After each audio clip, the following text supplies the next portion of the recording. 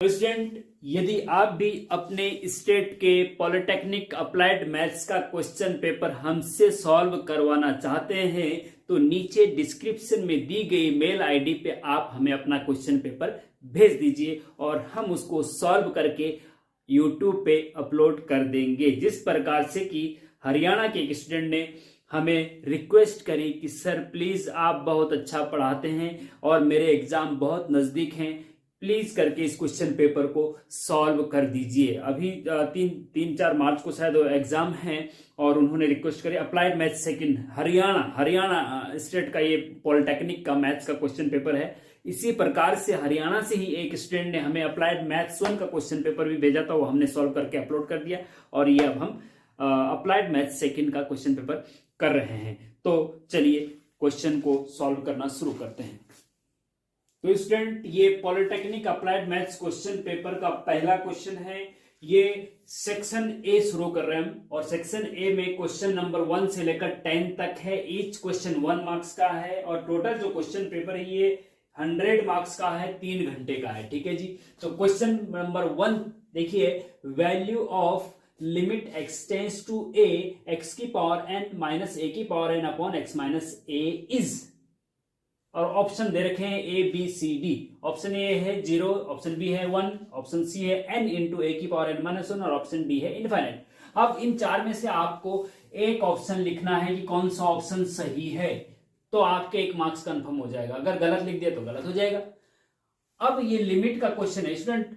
अगर आप इंडिया के किसी भी पॉलिटेक्निक में, किसी भी स्टेट के पॉलिटेक्निक में पढ़ते हैं, अगर आपके सिलेबस में लिमिट है, लिमिट सीमा हिंदी में इसको कहते हैं, सीमा वो नहीं जो आपके बगल वाले, वो नहीं, लिमिट वाले मैथमेटिक्स वाली सीमा। ठीक है।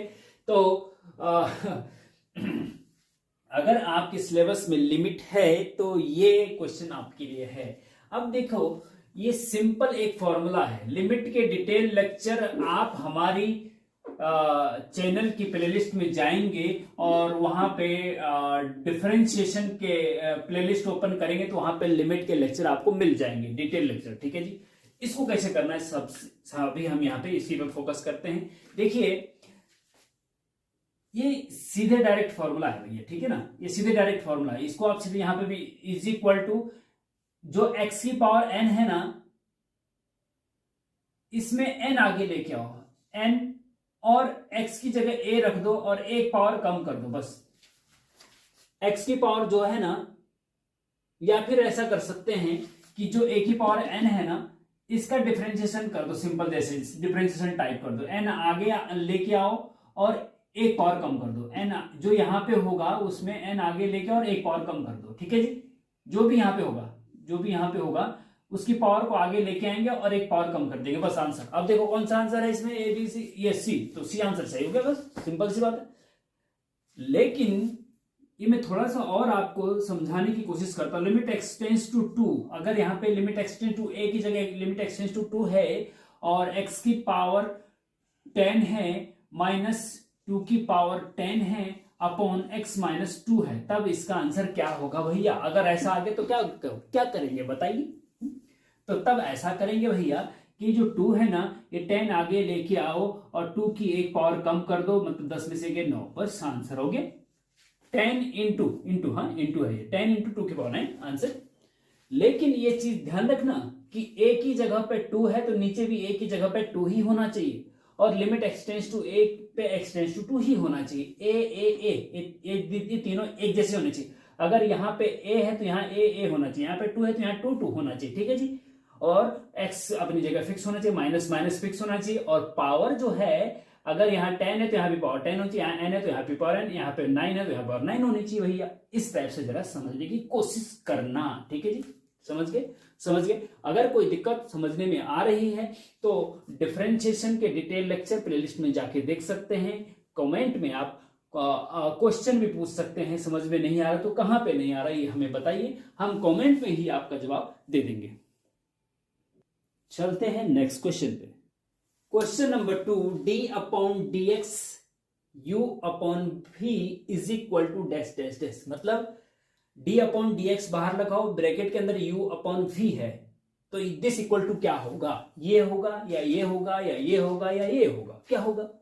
अब देखो भैया, ऐसा है, डिफरेंशिएशन अगर आपने पढ़ा है थोड़ा बहुत तो आपको पता होना चाहिए कि दो फंक्शन जब डिवीजन में होते हैं, एक ऊपर और एक नीचे, एक अंश में एक हर में, तो न्यूमरेटर में डिनोमिनेटर में, तो उनका उनका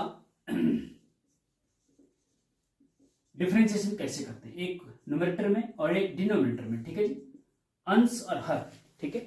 तो इसमें एक फॉर्मूला होता है कि अंश हर इनटू अंश का हर, सबसे पहले जो नीचे वाला होता है ना उसको एज इट इज लिखते हैं, जो नीचे वाला होता है उसको एज इट इज लिखते हैं इनटू हर, जो नीचे वाला सबसे पहले उसको लिखते हैं, ठीक है।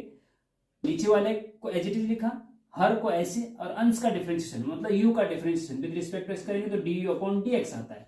अब D U upon D X कैसे आया भैया, ये पता आपको होना चाहिए। डिफरेंशिएशन में यू का differentiation with respect to X करते हैं तो D U upon D X आता है, एफ का differentiation with respect to X करेंगे तो D F upon D X आता है ना। तो इस प्रकार से डिफरेंशिएशन अगर आपको थोड़ा सा जानकारी है तो आपको पता होना चाहिए, और नहीं है तो हमारे डिटेल लेक्चर देख लीजिए, डिस्क्रिप्शन में लिंक है, okay. v into D upon D x, फिर माइनस बीच में आता है, जब ऊपर और नीचे होता है ना अंश और हर में, बीच में माइनस आता है, ध्यान रखना इस चीज का। पहले तो नीचे वाला लिखा, ऊपर वाले का डिफरेंशिएशन, फिर ऊपर वाला एडजेक्टिव लिखो, नीचे वाले का डिफरेंशिएशन, v का dv अपॉन dx अपॉन नीचे वाले का स्क्वायर, v का स्क्वायर, ये इसका आंसर होता है। अब इसमें देखो कौन सा है, यहां तो माइनस है, यहां प्लस है, यहां माइनस, ठीक है, इसका मतलब ए ऑप्शन सही है भैया, ठीक है। तो इस प्रकार से इसको समझने की, आप इसको ऐसे भी याद रख सकते हैं, हिंदी वाले स्टूडेंट हर लिखेंगे, हर इनटू अंश का डिफरेंशिएशन माइनस अंश इनटू हर का डिफरेंशिएशन बटे हर का स्क्वायर, ऐसे कर सकते हैं, इसको ऐसे भी याद रख सकते हैं आप इसको। या इंग्लिश मीडियम वाले हैं तो डिनोमिनेटर डी आर लिखो, डिनोमिनेटर इंटू न्यूमरेटर का differentiation minus numerator into denominator का डिफरेंशिएशन अपॉन डिनोमिनेटर का स्क्वायर, ऐसे याद रख सकते हैं। ये तो डिवीजन वाला है। दो फंक्शन अगर मल्टीप्लाई में हो u इंटू वी, और तब इसका डिफरेंशिएशन अगर आ जाए, इसकी जगह पे हो सकता है जो आपका आने वाला एग्जाम है कल परसों में, वो सब जरूरी नहीं कि u बटे वी आए, u इंटू वी भी तो आ सकता है। एग्जामिनर पिछले सालों के क्वेश्चन पेपर देख के तैयार करता है, तो थोड़ा सा चेंज करना चाहे तो उस टाइप से उसके दिमाग में ये आ जाता है कि u अपॉन वी की जगह u इंटू वी डाल देते हैं, इस बार समझ गए। तो इस टाइप से आप इसको भी, जो इससे मिलते जुलते क्वेश्चन उनको भी साथ साथ प्रैक्टिस करिए, तभी आप एग्जाम में अच्छा कर पाएंगे। अगर एग्जैक्ट इसी को एक ही क्वेश्चन पेपर करेंगे तो हो सकता है कि एज इट इज ना आए, है ना, कभी कभी एज इट इज भी आ जाते हैं, लेकिन आसपास के भी आते हैं, है ना। तो u into v first function और सेकेंड फंक्शन दो मल्टीप्लाई में है, ठीक है जी। तो जब फर्स्ट और सेकेंड फंक्शन मल्टीप्लाई में होते हैं ना, तो first function as it is लिखते हैं, फर्स्ट फंक्शन u है इंटू सेकेंड फंक्शन का डिफरेंशिएशन dv अपॉन dx, ठीक है जी। और फिर प्लस आता है, इनटू में प्लस आता है बीच में, और डिवीजन में माइनस आता है, ध्यान रखना इस चीज का। First function into second function का differentiation plus second function into first function का डिफरेंशिएशन, ठीक है जी। सेकेंड फंक्शन भी है ना, और फिर बस ये आपका आंसर हो गया। अगर मल्टीप्लाई में आए तो ये करना है जी, ठीक है। इस प्रकार से इसको समझने की कोशिश करना। इसको आप ऐसे लिख सकते हैं, first function into second function का differentiation plus second function into first function का डिफरेंशिएशन, ऐसे याद रख सकते हैं, ठीक है। तो इसकी जगह फर्स्ट सेकेंड फंक्शन कुछ भी हो सकता है, एक्स यहाँ एक्स हो सकता है, यहाँ पे लॉग हो सकता है, लॉग एक्स हो सकता है, क्या दिक्कत है, उसको लगा दो, है ना। जैसे मैं कहूं कि भैया ऐसा है, x इंटू ई की पावर x का डिफरेंशिएशन करो, जरा विद रिस्पेक्ट टू x क्या आएगा बताइए, जरा मुझे कमेंट में बताइएगा।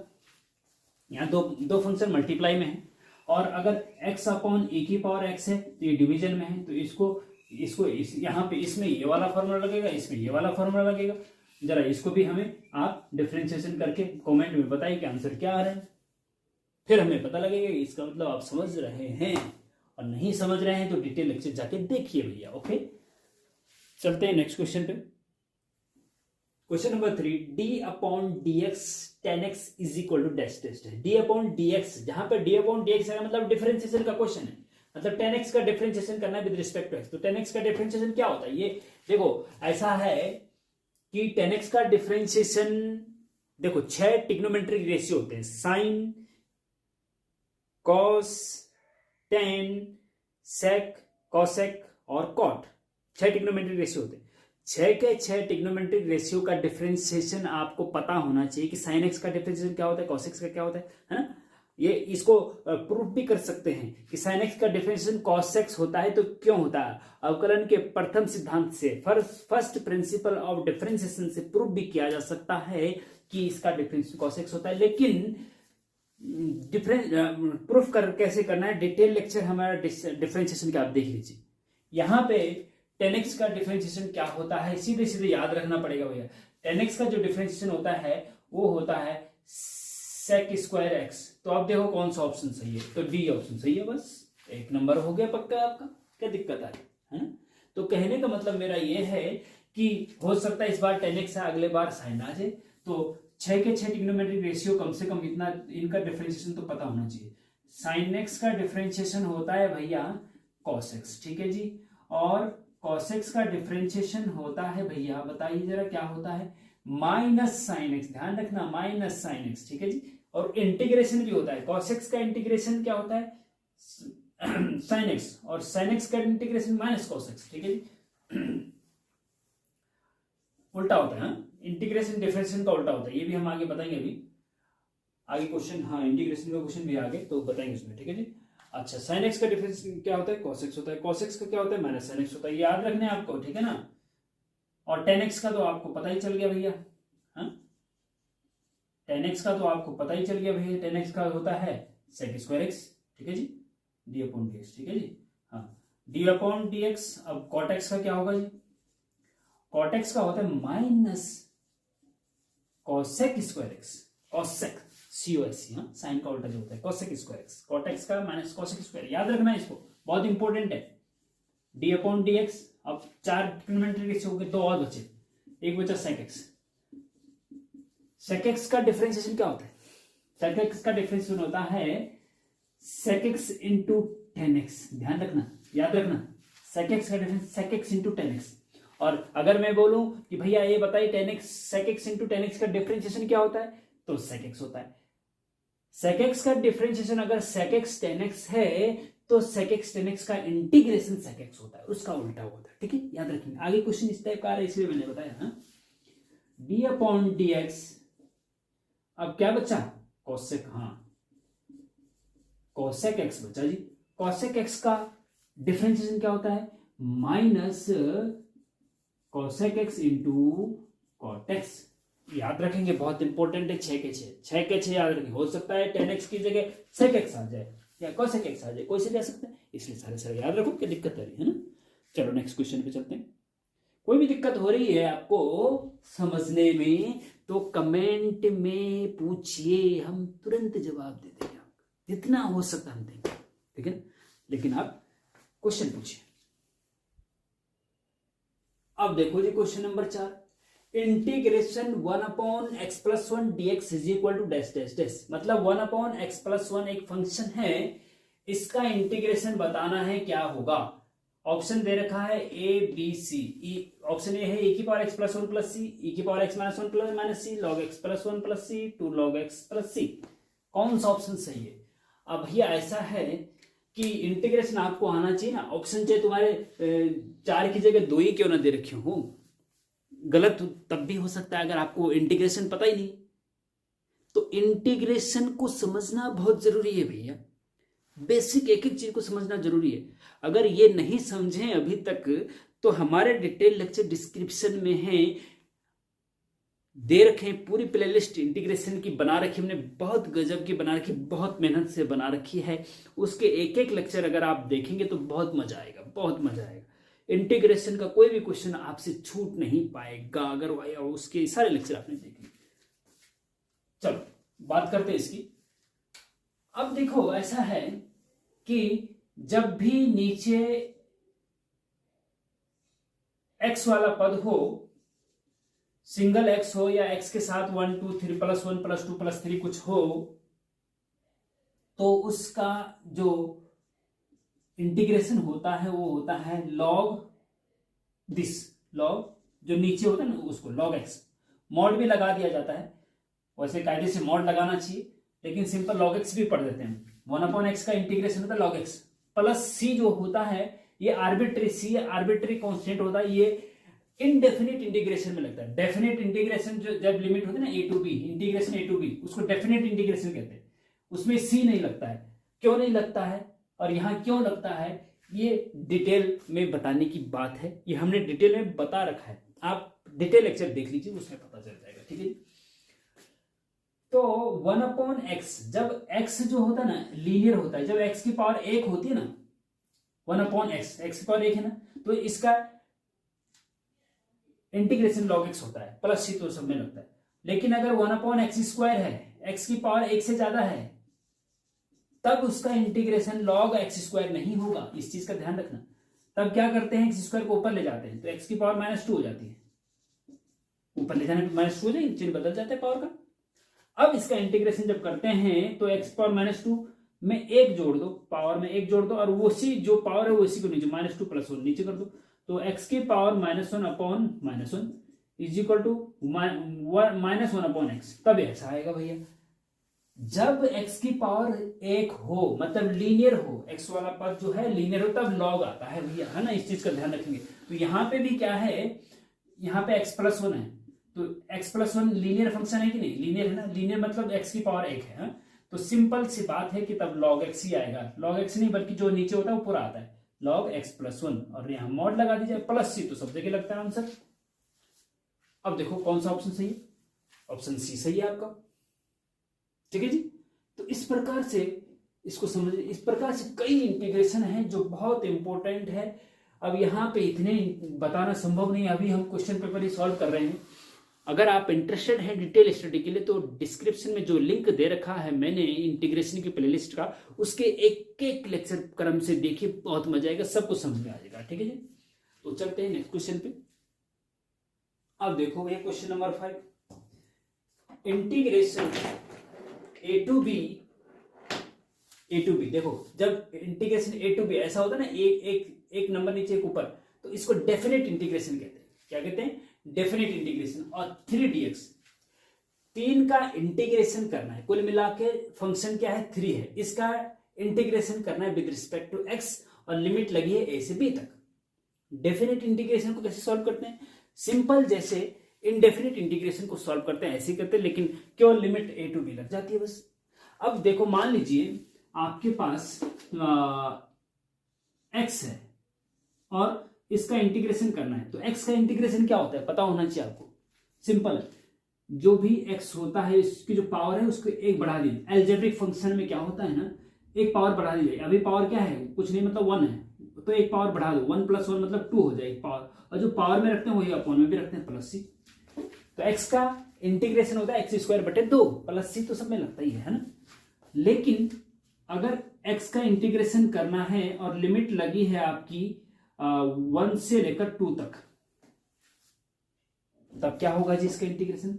तो भैया इंटीग्रेशन तो सेम ऐसा ही होगा, x का इंटीग्रेशन क्या होगा, x²/2 ही होगा, प्लस c अब यहाँ पे नहीं लिखेंगे क्योंकि कट जाता है, वो डिटेल लेक्चर देख लीजिएगा आप क्यों कटता है। ठीक है, जैसा इंटीग्रेशन इंडेफिनिट इंटीग्रेशन में हुआ ये, ऐसे ही इसमें भी x²/2 ही आएगा। लेकिन फर्क क्या आ जाएगा, फर्क ये आ जाएगा कि लिमिट 1 to 2 और लग जाएगी, और लिमिट 1 to 2 का मतलब होता है कि एक बार इस फंक्शन में x की जगह 2 रखेंगे, फिर अपर लिमिट, हाँ अपर लिमिट रखेंगे पहले x की जगह पे, और फिर बीच में माइनस का चिन्ह, फिर लोअर लिमिट रखेंगे। ठीक है जी, मतलब x की जगह पे अपर लिमिट मतलब 2 का स्क्वायर मतलब 4/2 तो है ही पहले, फिर माइनस, फिर लोअर लिमिट रखेंगे x की जगह 1 तो 1/2। ठीक है जी, तो 4 में से 3/2 आपका आंसर आ जाएगा। ये होता है लिमिट का फर्क। ठीक है जी, मतलब कहने का ये है कि मान लीजिए fx दिख रहा है, हाँ ठीक है, मान लीजिए fx का इंटीग्रेशन a to b करना है। ठीक है जी, ये डेफिनेट इंटीग्रेशन क्या, fx का इंटीग्रेशन अगर कैपिटल fx है, हाँ कैपिटल fx है, तो लिमिट और a to b लगा दीजिए। तो एक बार x की जगह अपर लिमिट रखो, बीच में माइनस का चिन्ह, फिर लोअर लिमिट रखो, तो f x की जगह b रखो, फिर माइनस, फिर f x की जगह a रखो, ये आपका आंसर fb - f है। तो ये डेफिनेट इंटीग्रेशन का डेफिनेशन है या प्रोसेस है। यहां पे क्या करेंगे देखिएगा, integration a to b 3dx, ठीक है जी। अब 3 जो है कांस्टेंट है, कांस्टेंट को हमेशा इंटीग्रेशन के बाहर ले सकते हैं, तो इसको बाहर ले लो, इंटीग्रेशन a to b, अंदर क्या बचा, कुछ नहीं बचा, मतलब 1 बचा, 3 बाहर आ गया तो यहाँ 1 बचेगा ना, बस इज इक्वल टू 3, कांस्टेंट बाहर आ गया, 1 का इंटीग्रेशन, देखो x का इंटीग्रेशन x की पावर 2/2 और 1 का इंटीग्रेशन x होता है, क्योंकि x का डिफरेंशिएशन 1 होता है, इसलिए 1 का इंटीग्रेशन x होता है, विद रिस्पेक्ट अगर x करते हैं 1 का इंटीग्रेशन क्या होता है, x होता है, तो 1 का इंटीग्रेशन x होता है, याद रखेंगे भैया आप, क्यों होता है, क्या होता है, डिटेल लेक्चर देख लीजिए, 1 का इंटीग्रेशन x होता है, बस ये याद रख लो, और लिमिट लगा दो a से b, ठीक है जी, 3 अपनी जगह बाहर है ही, और एक बार x की जगह अपर लिमिट रखो, माइनस फिर एक बार x की जगह लोअर लिमिट रखो, तो 3 इंटू बी माइनस ए, देखो 3 इंटू बी, हाँ ये वाला सही है जी, ये वाला नहीं है सही है, गलती से ये मत कर देना, ये लोअर लिमिट पहले रख रखी है, यहाँ पे पहले अपर लिमिट आएगी तब लोअर लिमिट आएगी बीच में, ठीक है ना, तो इसका मतलब 3 इंटू बी माइनस ए आपका आंसर सही है, ठीक है। इस प्रकार से जरा समझने की कोशिश करनी चाहिए, एकदम से रटना टाइप नहीं चाहिए, मैथमेटिक्स है भैया ये रटना नहीं पड़ता है, समझना पड़ता है, ठीक है, ये जो है समझना पड़ता है, ठीक। तो चलते हैं नेक्स्ट क्वेश्चन पे। अब देखिए क्वेश्चन नंबर 6, इंटीग्रेशन का फिर से क्वेश्चन आ गया, integration 1/√1 minus square dx is equal to dash dash dash, क्या होगा, ऑप्शन दे रखे cos inverse x, tan inverse x, tan inverse x, none of this. ये सारे के सारे जो भी क्वेश्चन आपके एग्जाम में आ रखे हैं पिछले एग्जाम में, बहुत इंपॉर्टेंट है, सारे इंपॉर्टेंट फॉर्मूले हैं, ठीक है जी। अगर आपके सिलेबस में इंटीग्रेशन है तो बहुत ज्यादा इंपॉर्टेंट आपके लिए ये है। अब ये इसका एक देखो, ये हम डायरेक्ट याद रखते हैं, इंटीग्रेशन पढ़ने वाले बच्चे इसको याद रख लेते हैं, हम भी याद रखते हैं, हमें पता है कि इसका इंटीग्रेशन ये क्यों होता है, या कौन जो भी है इसमें से, हाँ अभी हम बताएंगे नहीं कौन सा है, आप बता दो कमेंट में, पहले हमारे करने से पहले बता दो तो मान जाएंगे आपको नहीं अच्छे बच्चे होंगे कुछ ऐसे, तो हम याद रख लेते भैया, देखो ऐसा है 1/√a² माइनस x², ऐसे फॉर्मूले हमने याद रखे हुए, पीछे प्रूफ भी कर रखे हैं। इसका जो साइन इनवर्स x/a प्लस सी, 1/√a² माइनस x² का इंटीग्रेशन होता है साइन इनवर्स x/a, और अगर यहां पे माइनस सिन आ गया तो ये कॉस इनवर्स x/a हो जाता है, बस, ठीक है जी। और अगर 1/x² प्लस a² है, तब इसका इंटीग्रेशन करना हो तो 1/a tan इनवर्स x/a होता है, प्लस सी तो जगह लगता ही, और अगर यहाँ पे माइनस चिन्ह आ गया तो यहाँ पे 1/a cot इनवर्स x/a हो जाता है, बस इतना फर्क आ जाता है माइनस चिन्ह लगने से, यहाँ माइनस है तो यहाँ कॉस आ जाएगा, यहाँ माइनस है तो यहाँ पे कॉट आ जाएगा, और सब एज इट इज रहेगा। अगर यहाँ पे a की जगह पे 1 का स्क्वायर है या 1 है, 1 का स्क्वायर तो सिंपल 1 ही होता है, तो 1 माइनस x² हो गया, अब क्या हो जाएगा, a की जगह 1 आ जाएगा तो क्या हो जाएगा 1/√1 माइनस x² का इंटीग्रेशन क्या हो जाएगा साइन इनवर्स x, और यहाँ पे देखो वही है, क्या है आंसर साइन इनवर्स x, तो ऑप्शन सही सी सही हो गया आपका, साइन इनवर्स x प्लस सी। समझ रहे बात को, डिटेल लेक्चर नीचे डिस्क्रिप्शन में देख लीजिएगा, एक एक करके पूरे लेक्चर देखेंगे, एकांत में कॉपी पेन साथ में रख करके देखेंगे तो बहुत मजा आएगा आपको। सारे ये फॉर्मूले आपको याद करने की जरूरत नहीं पड़ेगी, पूरे दिमाग में बैठ जाएगा, घुस जाएगा एकदम से, कभी निकलेगा नहीं बाहर, अगर डिटेल लेक्चर एक क्रम से देख लिया तो। लेकिन आप देखते कहाँ हैं, आज के बच्चों को तो तुरंत जल्दी जल्दी चाहिए, बस क्वेश्चन पेपर से सारा क्वेश्चन आ जाए, साल भर पढ़ने की जरूरत ना पड़े हमें और हम पास हो जाए। अरे भैया मेहनत तो करनी पड़ती है, शॉर्टकट के चक्कर में चलोगे तो आगे लंबी रेस के घोड़े नहीं बन पाओगे, इसलिए डिटेल लेक्चर जरूर देखिए, कोई भी चीज की डिटेल स्टडी जरूर करिए, ऊपरी तौर पे फिर आप ऊपर ही चले जाएंगे। अब इसको देखिए, अगर यहाँ पे a की जगह 1 हो तो 1 का स्क्वायर क्या होगा, 1 का स्क्वायर क्या होगा 1, तो 1/1 प्लस x² या 1/x² प्लस 1, तो यह 1/a की जगह 1 रखो, 1/1 1 ही होता है, यहाँ पे 1 होता है, तो tan इनवर्स x। तो 1/1 प्लस एक्स स्क्वायर का इंटीग्रेशन tan इनवर्स x होता है। और अगर यहाँ पे माइनस लगा देंगे तो -1/x² प्लस 1 का इंटीग्रेशन कॉट इनवर्स x होता है। यहाँ पे माइनस लगा देंगे तो कॉस इनवर्स x हो जाएगा। बस तो इसको जरा स्टेप से भी याद रखना पड़ता है। और प्रूफ भी क्या है, देखो ऐसा है, ये सीधे याद ही रखना पड़ेगा क्योंकि वो 1 मार्क्स का है, ऑब्जेक्टिव क्वेश्चन करेगा, 4 ऑप्शन दे रखे, 1 मार्क्स का है। अगर आप इसको प्रूफ करने चलोगे तो आपके 10-15 मिनट खराब हो जाएंगे, ठीक है ना। फिर लंबे क्वेश्चन कब कितने मिनट में करोगे, जब एक मार्क्स का क्वेश्चन आप 15 मिनट लगाओगे तो फिर लॉन्ग क्वेश्चन का आप 1 घंटा लगाओगे तो 3 घंटे में 3 ही क्वेश्चन हो पाएंगे, और वो भी सही होंगे या नहीं होंगे क्या गारंटी। तो इसलिए इनका एक ही तरीका है, ये आपको याद होनी चाहिए, बस तब जाके आप इन 10 क्वेश्चन को ऑब्जेक्टिव को फटाफट कर सकते हैं, ठीक है जी। तो चलते हैं नेक्स्ट क्वेश्चन पे।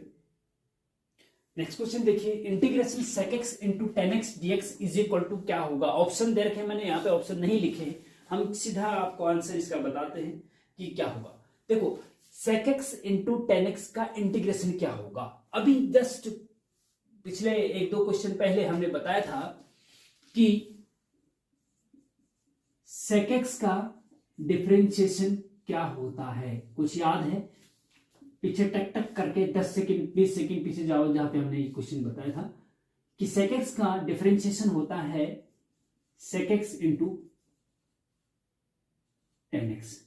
जब sec x का differentiation sec x into tan x होता है तो sec x into tan x का इंटीग्रेशन sec x होता है। तो sec x into tan x का इंटीग्रेशन क्या होता है, sec x आंसर, बस प्लस सी और लगा दो, सी तो इनडेफिनेट इंटीग्रेशन। तो sec x into tan x का इंटीग्रेशन होता है sec x, क्योंकि sec x का differentiation sec x into tan x होता है। इस प्रकार से इनको याद रखना पड़ता है भैया, ठीक है ना। तो इंटीग्रेशन डिफरेंशिएशन को एक साथ अगर आप स्टडी करेंगे तो ज्यादा मजा आएगा, ठीक है ना। पहले डिफरेंशिएशन पढ़ लो, उसके बाद इंटीग्रेशन पढ़ो, और इंटीग्रेशन को डिफरेंशिएशन के साथ रिलेट करते हुए पढ़ो तो पूरा दिमाग में सेट हो जाएगा, ठीक है। तो इस प्रकार से आप इसका answer sec x plus C लिख सकते हैं। अब देखिए question number 8, y into D Y बटे D X minus D two Y बटे D X square is equal to 3x plus 1 is an example of dash dash dash differential equation. मतलब कौन सा डिफरेंशियल इक्वेशन है ये। Option है A linear या non linear या दोनों, बोथ या नन ऑफ दीज, मतलब इनमें से कोई नहीं। तो यहाँ पे क्या आएगा, लीनियर डिफरेंशियल इक्वेशन आएगा या नॉन लीनियर डिफरेंशियल इक्वेशन आएगा या linear and non linear differential equation आएगा या इनमें से कोई नहीं आएगा। बताइए कौन सा ऑप्शन सही है। अब बच्चों देखो ऐसा है, लीनियर डिफरेंशियल इक्वेशन क्या होती है और नॉन लीनियर डिफरेंशियल इक्वेशन क्या होती है, इसमें अंतर आपको समझना चाहिए। डिफरेंशियल इक्वेशन के डिटेल लेक्चर हम ऑलरेडी अपलोड कर चुके हैं, एक एक लेक्चर को अगर आप अच्छे से देखेंगे तो बहुत मजा आएगा। नीचे डिस्क्रिप्शन में लिंक दे देंगे पूरी प्लेलिस्ट का। अब यहां पे देखो ये आपके पास डिफरेंशियल इक्वेशन है, डिफरेंशियल इक्वेशन किसको कहते हैं वो भी हमने बता रखा है डिटेल लेक्चर में जब जाएंगे, जिसमें इंडिपेंडेंट वेरिएबल जो नीचे होता है ना, नीचे एक्स डी वाई बटे डी एक्स जैसे है ना, तो ये वाई ऊपर है एक्स नीचे है, ठीक है ना। तो जो नीचे होता है उसको इंडिपेंडेंट वेरिएबल कहते हैं, जो ऊपर होता है उसको डिपेंडेंट वेरिएबल होते हैं, मतलब परतंत्र चर और स्वतंत्र चर। स्वतंत्र चर मतलब इंडिपेंडेंट और ऊपर डिपेंडेंट परतंत्र चर वाई डिपेंडेंट वेरिएबल, ठीक है जी। और डी वाई बटे डी एक्स को डिफरेंशियल कोफिशिएंट कहते हैं, अवकल गुणांक कहते हैं, ठीक है जी। एक्स क्या है, इंडिपेंडेंट वेरिएबल है, y क्या है, डिपेंडेंट वेरिएबल है, और dy बटे dx क्या है, डिफरेंशियल कोफिशिएंट है, ठीक है जी। अब देखो लीनियर डिफरेंशियल इक्वेशन ये है या नॉन लीनियर है, कैसे पता करेंगे, ध्यान से देखिएगा। 3 कंडीशन इसमें, 3 कंडीशन। ये गिवन इक्वेशन लीनियर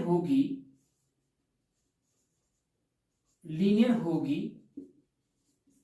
इफ, यदि नंबर एक नोट करना, नंबर 1 डिपेंडेंट वेरिएबल, जैसे डिपेंडेंट वेरिएबल यहां क्या है, y है ना, डिपेंडेंट वेरिएबल की पावर घात 1 से ज्यादा नहीं होनी चाहिए। जैसे y की पावर क्या है, यहाँ 1 है तो ये तो चलेगा, लेकिन 2, 3, 4, 5 नहीं होनी चाहिए। डिपेंडेंट वेरिएबल की पावर 1 से ज्यादा नहीं होनी चाहिए, नोट करो, ठीक है जी। नंबर 2,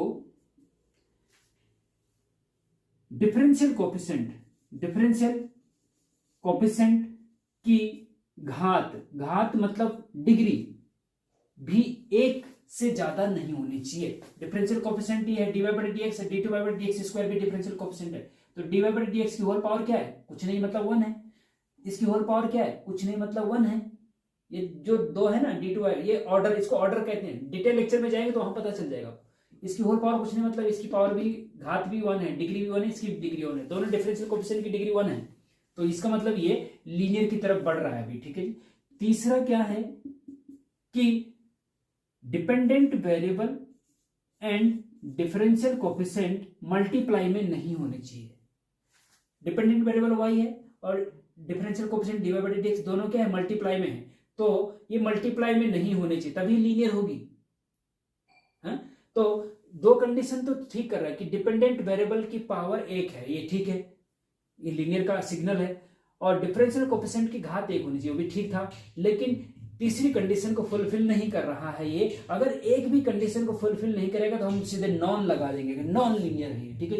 डिपेंडेंट वेरिएबल और डिफरेंशियल कोफिशिएंट मल्टीप्लाई में नहीं होने चाहिए, तभी लीनियर होगी। तो यहां मल्टीप्लाई में है, इसका मतलब ये नॉन लीनियर डिफरेंशियल इक्वेशन है। तो ये इसका ऑप्शन भी सही है। यहां पे क्या लिखेंगे कि this is example of non linear differential equation, ठीक है। इस प्रकार से लीनियर और नॉन लीनियर में अंतर समझिए। और डिटेल लेक्चर आप डिस्क्रिप्शन में लिंक है, वहां जाके देखिए तो और मजा आएगा। अगर मजा नहीं आया, समझ में नहीं आया अभी भी तो देखिए question number 9, mean of 10, 20, 30, 40, 50 is. Mean मतलब माध्य, समांतर माध्य। ये स्टैटिस्टिक्स सांख्यिकी का क्वेश्चन आ गया, जहां पे mean, median, mod, standard deviation, mean deviation, है ना, ये सब होता है ना। ये भी हमने डिटेल से बहुत अच्छे से बना रखे हैं, नीचे डिस्क्रिप्शन में लिंक है, तुरंत जाइए और एक तरफ से पूरा एक एक लेक्चर को क्रम से देखना शुरू कर दीजिए, सब कुछ समझ में आ जाएगा। मीन के अलावा, मीन तो यहां समझ में आ जाएगा, लेकिन वो अवर्गीकृत आंकड़ों के हैं, नॉन ग्रुप डाटा के, नॉन ग्रुप डाटा के लिए, ठीक है जी। मीन 10, 20, 30, 40, जब भी सिंपल नंबर दे रखे हो और उनका मीन बोला जाए, जब भी सिंपल नंबर दे रखे हो तो उसका मीन निकालने के लिए बोला जाए तो उसका फॉर्मूला होता है summation x upon n। Summation x मतलब जो x की वैल्यू दे रखी है, समेशन मतलब उनको जोड़ डालो और नंबर ऑफ डाटा से डिवाइड कर दो। समेशन x का मतलब x की वैल्यू जो दे रखी है जोड़ दो, 10, 20, 30, 40 और 50 सबको जोड़ दो। और कितने नंबर हैं, 1, 2, 3, 4, 5 डाटा है तो 5 से डिवाइड कर दो। n का मतलब जितने डाटा है, ठीक है। ऐसे भी आता है क्वेश्चन की 5 स्टूडेंट के मार्क्स ये हैं, एक के 10 है, एक के 20 है, एक के 30 है, चौथे के 5 के 50 है। और इनका औसत प्राप्तांक, औसत प्राप्तांक बताओ। प्राप्तांक इन पांचों के अलग अलग हैं, औसत प्राप्तांक निकालो। तो औसत भी ऐसे ही निकालते हैं, सबको जोड़ करके जितने स्टूडेंट है उससे डिवाइड कर देते हैं। अब देखो जी, इसको जोड़ दो, 10 और 40 50 होता है, 20 और 30 में 50, 50 50 100 और 50 150 हो गया ये, ठीक है जी। 150 को 5 से डिवाइड कर दो तो 5 3 15, 30 आपका आंसर आ गया। देखो यहाँ 10, 20, 50, डी ऑप्शन आपका सही हो जाएगा भैया। तो इस प्रकार से समांतर माध्य या मीन निकाला जाता है।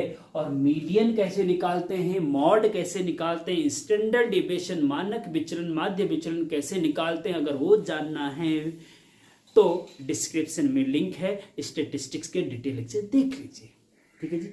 अब हम चलते हैं लास्ट क्वेश्चन पे, इस सेक्शन ए का लास्ट क्वेश्चन, क्वेश्चन नंबर 10।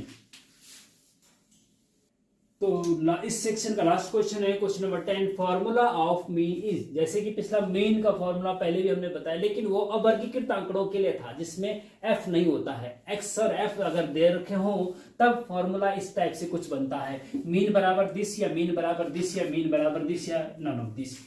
तो मीन का फॉर्मूला जब एक्स और एफ दोनों दे रखे हो तो मीन का फॉर्मूला क्या होता है, ये कौन सा होता है, समेशन एफ आई एक्स है अपन समेशन एफ होता है, या समेशन एफ आई बटे समेशन एक्स है होता है, समेशन एक्स है बटे समेशन। तो भैया ये होता है, याद रखना भैया।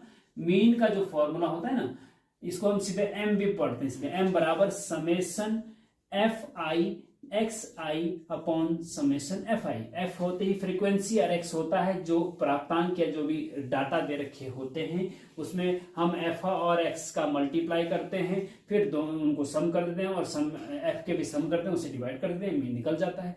ये कैसे निकालते हैं ये आप डिटेल लेक्चर में हमारा देख सकते हैं। ठीक है जी, तो इस प्रकार से ये इसका आंसर ऑप्शन ए होगा, ये वर्गीकृत आंकड़ों के लिए। ठीक है जी, वर्गीकृत, फिर भी वर्गीकृत आंकड़ों के लिए भी ग्रुप डाटा के लिए ये फॉर्मूला है, लेकिन ग्रुप डाटा के लिए भी 3 फॉर्मूले हैं। ये तो प्रत्यक्ष विधि है, डायरेक्ट मेथड है, एक स्टेप डिवीजन मेथड होता है, स्टेप डिवीजन पग विचलन विधि, और एक दूसरा मेथड भी होता है शॉर्टकट मेथड। ठीक है ना, तो बहुत सारे मेथड हैं। अगर आप हमारा मीन का लेक्चर देखेंगे, पूरा लेक्चर मीन का है, उसमें सारे मीन का एक भी क्वेश्चन, अगर आप पूरा लेक्चर देख लेंगे तो आपके पास कोई भी क्वेश्चन मीन का आएगा, इजीली सॉल्व कर देता, चाहे वो वर्गीकृत आंकड़ों का हो या अवर्गीकृत आंकड़ों, किसी भी प्रकार का हो, आप आसानी से कर सकते हैं। इसलिए मैं बार बार आपसे रिक्वेस्ट करता हूं कि शॉर्टकट कम चलिए। ठीक है, एक क्वेश्चन पेपर आप करिए, लेकिन एग्जाम के नजदीक ऑल टाइम आप डिटेल स्टडी करिए। हमारे प्लेलिस्ट में मैथ्स गुरुजी एनोटेल चैनल को क्लिक करो, फिर उसमें आपको ऊपर होम प्लेलिस्ट आदि आदि दिखता है, तो प्लेलिस्ट पे टच करो। प्लेलिस्ट के बाद आपको दिख जाती है सारी की प्लेलिस्ट, ये डिफरेंशियल इक्वेशन की प्लेलिस्ट, इंटीग्रेशन की प्लेलिस्ट, सर्किल की प्लेलिस्ट, स्ट्रेट लाइन की प्लेलिस्ट, जो आपको चाहिए उस पर टच करो और उसकी फिर सारे के सारे लेक्चर एक साथ दिख जाते हैं। और पार्ट 1, पार्ट 2, पार्ट 3 करके हमने सारे बना रखे हैं बहुत अच्छे से। तो एक एक करके क्रम से पहले पार्ट 1, ऐसा नहीं कि पहले पार्ट 3 देख लो फिर पार्ट 1, नहीं, पहले पार्ट 1 देखो, फिर पार्ट 2, पार्ट 3, पार्ट 4। जब सीरियल से आप देखेंगे तो बहुत मजा आपको आएगा। भैया आप बहुत किस्मत वाले हो, हमारे टाइम में तो ऐसा कुछ होता नहीं था। गुरुजी जितना बता देते थे उतना सुन लिया, ना तो वापस क्वेश्चन पूछ सकते थे और ना गुरुजी फिर से रिपीट करते थे। अगर पूछ भी लिया किसी ने कि अरे अभी तो बताया, पहले क्यों नहीं सुना तुमने, उस समय डंडे भी मारते थे, अब तो डंडे भी नहीं मारते, है ना। तो अब तो ऑप्शन कितना बढ़िया है, आप घर बैठे, मैं यहाँ पढ़ा रहा हूँ, यूट्यूब वीडियो लेक्चर बना के आपको दे रहा, आप घर बैठे, आप हिंदुस्तान के किसी भी कोने में, दुनिया के किसी भी कोने में बैठे हैं, आप हमारा वीडियो लेक्चर देख सकते हैं। पहाड़ में बैठे, प्लेन में बैठे, कहीं बैठे हो, आप हमारा वीडियो लेक्चर देख सकते हैं। कहीं दूर दराज के इलाकों में बोलते हैं अरे ट्यूशन नहीं मिल रहा, मेरे बालक को, मेरे बच्चे को ट्यूशन नहीं मिल रहा, इसलिए पिछड़ रहा है। अरे भैया अब काहे को पिछड़ेगा, अब तो बहाना बनाना बंद कर दो, क्योंकि अब तो आपका इंटरनेट का डाटा है, तो आप कहीं भी किसी भी पहाड़ी में, किसी भी कंदरों में बैठे हैं, किसी भी दुर्गम इलाके में बैठे हैं, आप वहां आप वीडियो लेक्चर देख के अपना मैथमेटिक्स क्लियर करिए, है कि नहीं। तो इस प्रकार से आप बहुत भाग्यशाली हो कि आपको इतना, और देखो ऑप्शन देखो ना, कि अगर हम पढ़ा रहे हैं और आपको समझ में नहीं आ रहा है तो टक टक 10 सेकंड पीछे, हाँ फिर से देखो, फिर एक बार पूरा लेक्चर फिर से रिपीट करो, उस लेक्चर को देख सकते हैं, है कि नहीं। तो इतना फायदा है, उसका फायदा उठाओ आप, इंटरनेट का फायदा उठाओ। देखो इंटरनेट के बहुत सारे दुरुपयोग भी हैं और सदुपयोग भी हैं। दुरुपयोग का कोई लिमिट नहीं है, अगर आप दुरुपयोग करना चाहते हैं तो करिए, आपकी लाइफ बर्बाद होगी। सदुपयोग करना चाहते हैं तो अच्छी अच्छी चीजें उससे देखिए, समझिए, पढ़िए। और नए हैं तो सब्सक्राइब कर दीजिए भैया, लाइक भी कर दो, शेयर भी कर दो, जरूरतमंद को, आप जैसे आपका फायदा हो रहा है ऐसे दूसरे का भी हो, ठीक है ना। तो मिलते हैं नेक्स्ट लेक्चर में, थैंक यू।